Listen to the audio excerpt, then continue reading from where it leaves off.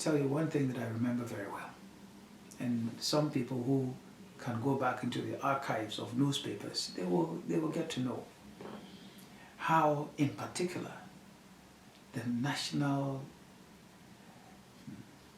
Electoral Commission, our Electoral Commission, led at that time by Dr. Afari Gyan, how they resisted, and they didn't resist in a nice way, how they objected in sometimes very nasty way to the initiation of such an effort, such a project, quoting laws, legal things that they and only they had the right to set up such a system.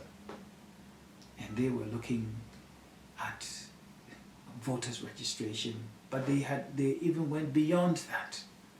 That in the Electoral Commission resided the authority. So we had a lot of problems with this. A lot of problems. And so when I had the opportunity, once again, in 2006, to stand on the floor of Parliament at that time as not as economic planning minister, but as minister responsible for public sector reform, when I stood on the floor of Parliament to move for the adoption of the report that would then bring the National Identification Authority into effect, that would eventually bring 707, essentially the new law